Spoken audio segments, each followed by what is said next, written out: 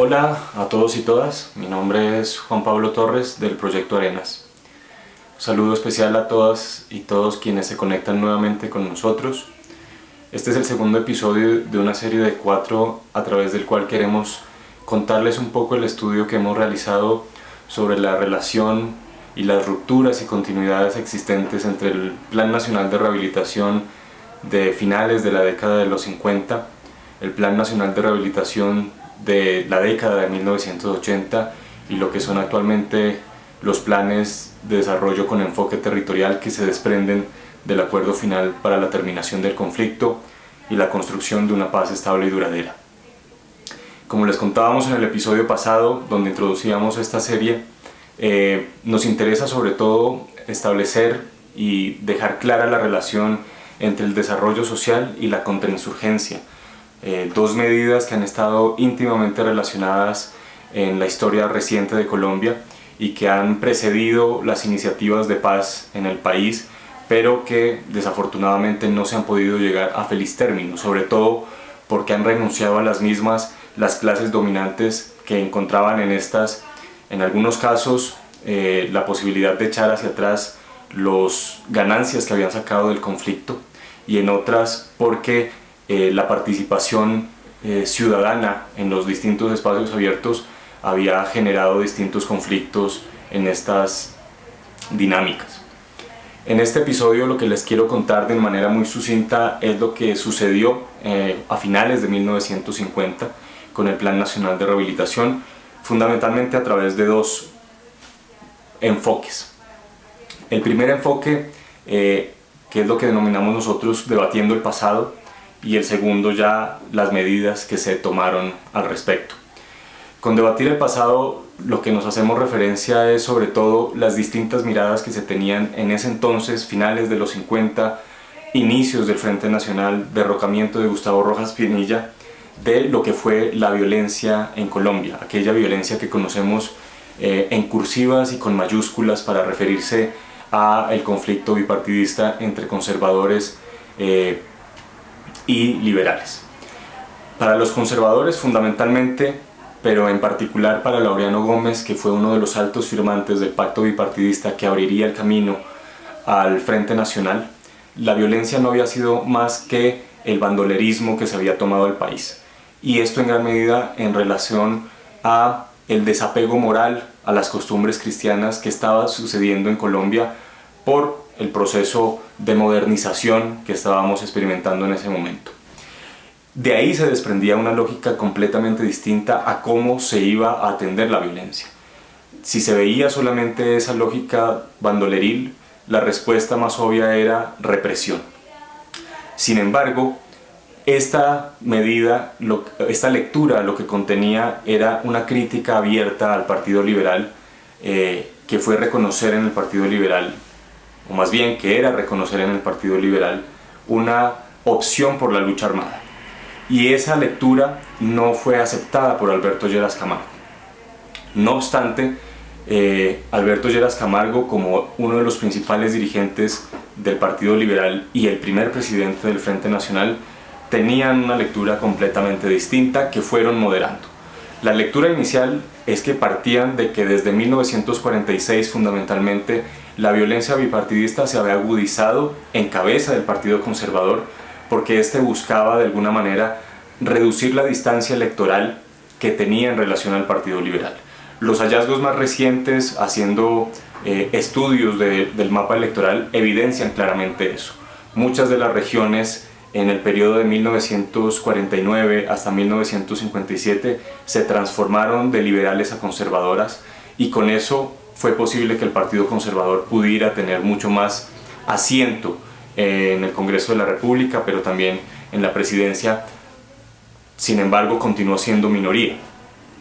La lectura que tenía el Partido Liberal fundamentalmente era que existía una animadversión bipartidista y que esta era la que había desatado las violencias, pero que posteriormente o paulatinamente fue desencadenando en una lógica o con unos contenidos económicos muy claros, de ahí el despojo de tierras, y también finalmente ya su aspecto más delincuencial o bandoleril. Por su parte, el Partido Comunista estaba más pegado de la lectura claramente del segundo modelo, entendiendo que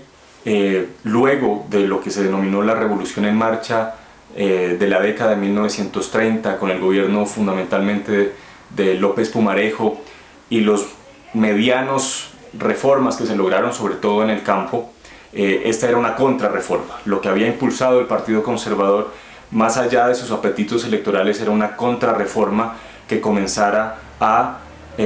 través del despojo y del desplazamiento forzado, a reconfigurar el campo colombiano, sobre todo también pensado en clave de que sobre todo en el Tolima Grande y en el Valle del Cauca iniciaba un proceso de tecnificación de la agricultura que suponía tener acceso a grandes territorios. Esta era en gran medida la lectura del Partido Comunista, también inspirada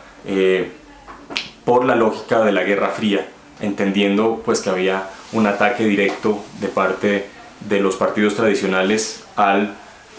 la izquierda en general, pero fundamentalmente al Partido Comunista. De esas distintas miradas se desprendían acciones completamente distintas. La que terminó siendo más influyente sería la del Partido Liberal, y de ahí se desprendieron una serie de medidas para informar lo que sería el Plan Nacional de Rehabilitación. Al reconocer que estaba la animadversión política, pero también que ese conflicto había generado unos desajustes económicos muy importantes en los territorios, el Plan Nacional de Rehabilitación, informado fundamentalmente por lo que había hecho la Comisión de Investigación a inicios del Frente Nacional, con la participación del sacerdote Guzmán Campos, que posteriormente haría parte de la escritura de la violencia en Colombia, que a propósito será nuestra próxima serie de episodios donde intentaremos abordar una historia política de lo que es la violencia en Colombia, me refiero al libro en concreto. Se habían dado cuenta de la pobreza, de la falta de infraestructura, temas que son recurrentes en la historia en Colombia. Y de ahí se desprenderían fundamentalmente las dos medidas del Plan Nacional de Rehabilitación. Primero, la medida dirigida a la rehabilitación física. Eso suponía construcción de obras públicas, una inversión importante de parte del Estado colombiano. Los estudios de Robert Karl y de Gonzalo Sánchez hacen referencia a una inversión que ascendió a quizás el 5% del gasto total del Estado, y que iba dirigida, como lo decía, a la construcción de obras públicas, vías terciarias, la posibilidad de tener una infraestructura decente, sobre todo en la ruralidad donde se mantenía el conflicto. Y la segunda rehabilitación era más de orden espiritual o moral, y suponía establecer un nuevo tipo de relacionamiento entre la ciudadanía y el gobierno colombiano, pero fundamentalmente entre el gobierno colombiano y quienes habían optado por el uso de la violencia para las transformaciones políticas. De ahí se desprendería fundamentalmente una de sus principales acciones, la amnistía a los delitos políticos, de la cual se verían cobijados dirigentes comunistas, militantes comunistas como Manuel Marulanda, Ciro Trujillo, Jacobo Priazálape, pero también dirigentes de las guerrillas conservadoras y también de las guerrillas liberales como Chispas, Peligro, el Indio Tacumá, y se verían beneficiados no solamente de la amnistía, sino también de una especie de primeras medidas de reincorporación o reintegración. Rehabilitación era el nombre que se daba en el momento, con préstamos de parte de la Caja Agraria para la compra de cabezas de ganado. En el caso de Jacobo Priazálape, este invertiría en un proyector de cine con el cual recorrería gran parte del sur del Tolima mostrando distintas películas hasta su asesinato. En las memorias de Jaime Guaraca, histórico dirigente de las FARC-EP, él recordará que estos eran tiempos donde se comenzaba a través del convite campesino a abandonar el combate de los campesinos por una vida mejor, y que habían logrado abrir montaña y abrir una nueva sociedad distinta a la que se les había vendido. Ciro Trujillo, Manuel Marulanda le harían una declaración a la gobernación del departamento del Tolima, donde ellos abandonaban la lucha armada y se aprestaban a ser parte de ese proceso de pacificación que adelantaba el gobierno de Alberto Lleras Camargo. Y también cabe destacar que de este programa de rehabilitación, de este Plan Nacional de Rehabilitación, fue objeto también Manuel Marulanda, quien trabajó como uno de los capataces en la dirección de esas obras de vías terciarias que se construían. Manuel participó sobre todo en la obra que buscaba conectar Gaitania con La Herrera en el Huila. Y de esta manera es donde se construye en gran medida el Plan Nacional de Rehabilitación. ¿Qué otras medidas contenía el Plan Nacional de Rehabilitación? Estructuró lo que se denominaron como equipos polivalentes. Esto ya venía de tiempo atrás con lo que fue el informe Lebret, que fue de parte de un investigador francés que hizo una lectura de la situación del país y presentó una serie de medidas, y dentro de estas se incorporaba la noción de conformar unos equipos polivalentes. El Plan Nacional de Rehabilitación conformó 14 equipos polivalentes, principalmente con injerencia en los departamentos que a inicios del Frente Nacional se mantenían en estado de sitio, los cuales eran el Tolima, el Huila, el Cauca, el Valle del Cauca y Caldas. Y estos equipos polivalentes estaban compuestos por médicos, enfermeras, topógrafos, agrónomos, es decir, ingenieros, es decir, gente que ayuda a construir sociedades.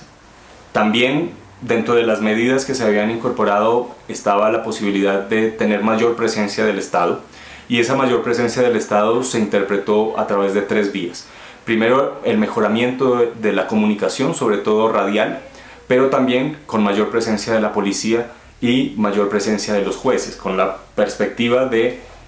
buscar a través de esa rehabilitación. El nombre no es gratuito, tiene un gran contenido cristiano, católico, en el cual buscaban restablecer, rehabilitar la relación entre el Estado y la ciudadanía. Y de esa manera es que se buscó. Finalmente, el Plan Nacional de Rehabilitación, o lo que fue la Oficina de Rehabilitación, no duró mucho tiempo. A inicios del gobierno de Guillermo León Valencia, el segundo en el Frente Nacional, llegaría a su fin, incluso antes, y comenzaría a perder peso, sobre todo por los apetitos burocráticos que se tenían, por los apetitos presupuestales que se tenían fundamentalmente de los partidos tradicionales, y esto llevaría a que paulatinamente se abandonara esa posibilidad de desarrollo social y, como lo vamos a ver más adelante, se privilegiara es la lógica contrainsurgente, la cual estaba fundamentalmente inspirada en quizás hacer algunas reformas para quitarle el apoyo social a lo que posteriormente, para 1964, sería la fundación de las FARC, pero que desataría nuevamente un conflicto que nuevamente tendría en sus bases las profundas desigualdades, ante todo en el campo colombiano, y la profunda pobreza en el campo y la ausencia de presencia del Estado con lo que había buscado el Plan Nacional de Rehabilitación. No solamente los jueces y los policías, sino la posibilidad de llevar una serie de profesionales y una serie de instituciones que pudieran elevar los índices socioeconómicos en las ciudades más pobres del país y que le pudieran dar dignidad y esperanza a ese grupo poblacional. Bueno, con esto llegamos a este resumen, esta síntesis. Si quieren conocer el episodio más amplio, los invito a que nos escuchen en el podcast del Proyecto Arenas, que se les dejo el enlace en la descripción de este video. También que nos sigan en nuestras redes sociales. Les dejaré también en los enlaces el libro y el artículo en el cual nos basamos principalmente, de Robert Karl y de Gonzalo Sánchez. Y bueno, espero que les haya gustado. Si es así, no duden en suscribirse al canal, en darnos un like, y también, si consideran que es de interés para gente conocida, por favor compártanlo con aquellas personas. Nuestro objetivo del Proyecto Arenas, autónomo e independiente de cualquier agenda política, es ante todo aportarle al proceso de democratización en Colombia, abierto por el acuerdo final, y creemos que aportamos tratando de incorporar al debate público otras miradas de la historia en Colombia, aquellas miradas de los vencidos pero jamás derrotados, sobre todo de las y los comunistas en Colombia, que han aportado mucho a la construcción y al fortalecimiento de la democracia en Colombia. Hasta la próxima.